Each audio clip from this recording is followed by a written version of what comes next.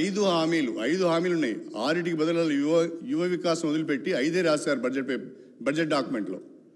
ఈ 5 గ్యారెంటీలకు ఈ 53,196 కోట్ల రూపాయల బ్రేకప్ ఒకసారి చెప్పాలని నేను ఫైనాన్స్ మినిస్టర్ గారిని కోరుతున్నా.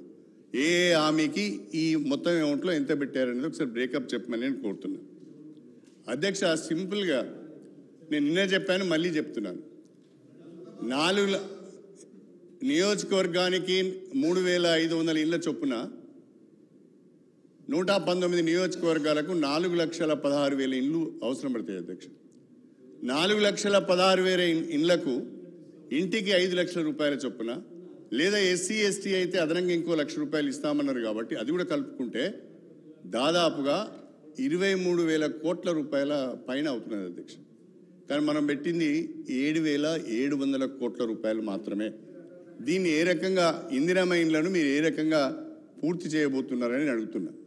నేను అడిగేది ఏంటి అంటే, బడ్జెట్ తక్కువ పెట్టారు, వీలైతే మీ అప్రాప్రియేషన్లో కొంచెం ఎక్కువ పెడితే మీరు అనుకున్న ఇందిరమ్మ ఇండ్లు అందరికి వచ్చే అవకాశం ఉంటుందని మాత్రం నేను చెప్పదలుచుకున్నాను. అదేవిధంగా అధ్యక్ష, ప్రధానంగా మా సోదరులు బట్టి విక్రమార్క గారు డిప్యూటీ సీఎం అయ్యారు, ఫైనాన్స్ మినిస్టర్ కూడా అయ్యారు.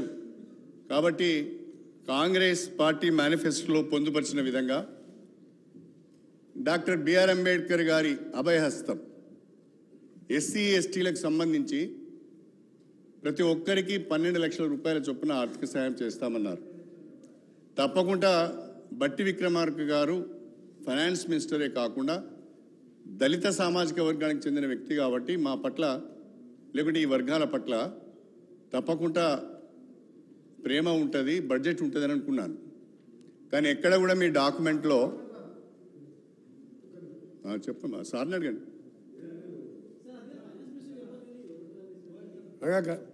ఒకరు పెద్దలు గౌరవనీయులు శ్రీహరి గారు గతంలో టీఆర్ఎస్ పార్టీలో ఉండి వాళ్ళకి మేనిఫెస్టో పెట్టి పక్కకు పెట్టడం, మోసం చేయడం అలవాటు కాబట్టి మేము కూడా అడ్డు చేస్తాం అనుకుంటున్నాం. మీరు అది దాన్ని అడగలేదు అధ్యక్ష.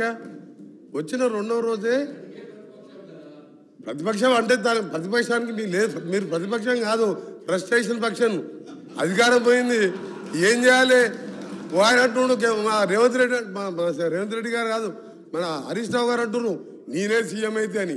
అంటే కొంచెం ప్రాబ్లం వచ్చింది అర్థం వీళ్ళకి. దానికి మనం ఏం చేయలేము, ఇక దాన్ని ఎవరేం చేయలేరు. ఇక దేవుడు కూడా కాపాడలేడు.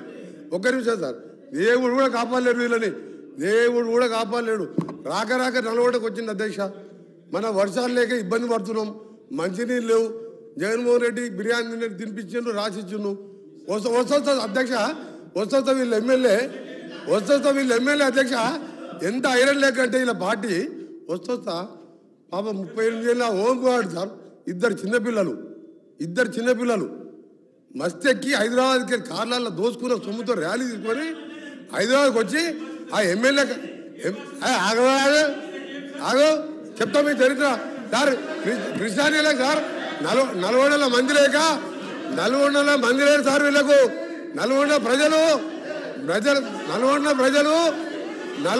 ప్రజలు చీదరించారు, 400 ప్రజలు టీఆర్ఎస్ని బహిష్కరించారు.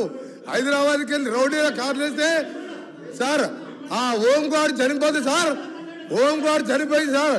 ఇద్దరు చిన్నపిల్లలు, మొన్న నేను లేకుంటే ఓంకాడు చనిపోతే కనీసం మా జిల్లా ఉన్న ఏకైక ఎమ్మెల్యే కానీ కేటీఆర్ గారి ఆ కుటుంబాన్ని ఆదుకుంటామని అంటలేరు సార్. ఎంత దరిద్ర రాక జిల్లాకు వచ్చి ఒక మనిషిని పొట్టలు పెట్టుకోరు. ఈయన మేనిఫెస్టో గురించి మాట్లాడుతున్నాడు సార్. ఒకటే చెప్తుంది సార్, ఈయన మేనిఫెస్టో 2001లో పార్టీ పెట్టిండు సార్. నీ దుకాణం మంత్రి గారు దుకాణం అన్నది సార్. ఒకటి సార్ అసలు బయటకు వస్తున్నా సార్, అసలు బయటకు వస్తున్నా. అరే మీ చరిత్ర చెప్తా సార్. 2001లో సార్ కేసీఆర్ గారు పార్టీ పెట్టిండు సార్. పార్టీ పెట్టినప్పుడు ఏం చెప్పిండు సార్, ఈ రాష్ట్రానికి మొదటి ముఖ్యమంత్రి దళితుడే. కేసీఆర్ మాట అంటే మాటే, ఆ మాటకి కాకుండా నా తల తీసుకుంటా అన్నాడు. తల ఉందా సార్ కేసీఆర్ది? దళితులు ముఖ్యమంత్రి చేసిన, దళితులు ప్రతిపక్ష నాయకుడు అయితే అదే బట్టి విక్రమ్ దళితుడు ప్రతిపక్ష నాయకుడు అయితే ఆయన గడుకోసారి ఆ ఛానల్ చూడలేక 13 సార్ చాలా ఇంపార్టెంట్ సార్, ఇది చాలా ఇంపార్టెంట్. మేనిఫెస్టో గురించి మాట్లాడినప్పుడు మేము మాట్లాడాలి సార్. దళితుడు ప్రతిపక్ష నాయకుడు అయితే ఓర్వలేక 13 మంది ఎమ్మెల్యేని మాది అంగట్లో పశువులను పోయినట్టు కొని మా దళిత ప్రతిపక్ష నాయకులు ఈ రోజు మేనిఫెస్టో గురించి మాట్లాడదా గజేంద్ర గారు? మేనిఫెస్టో టీఆర్ఎస్ పార్టీ నీ అబద్ధాల పార్టీ మాకు చెప్పిన మేనిఫెస్టో 2 రోజులలో 2 అమలు చేస్తాం, ఇంకా చేస్తాం, చెప్పని కూడా చేస్తాం. మీ దుకాణం బంద్ చేస్తాం. మీరు అనవసరంగా లేకపోతే మాటలు మాట్లాడు. శ్రీహరి గారు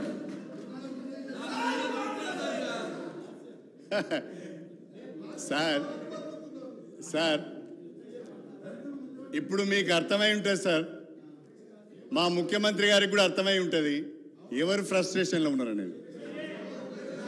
ఎవరు ఫ్రస్ట్రేషన్లో ఉన్నారు సార్? శ్రీహరి గారు ప్లీజ్ కాదండి సార్, మీరు ఆపారే సార్. ఆయన మాట్లాడిన తర్వాత ఆపడా సార్? అరే ఒక మంత్రి సార్, ఒక మంత్రి గారు మస్తు ఏంది సార్, మస్తు ఎక్కిందని మాట్లాడింది సార్. ఒక మంత్రి గారు శాసనసభలో మాట్లాడవలసిన భాషనేనా సార్ అది? ముఖ్యమంత్రి గారు దీనికి ఒప్పుకుంటారా సార్ ఇది? కానీ ఒక్క మాట మాత్రం చెప్పాలనుకుంటున్నా సార్, మా పార్టీ ఏమైనా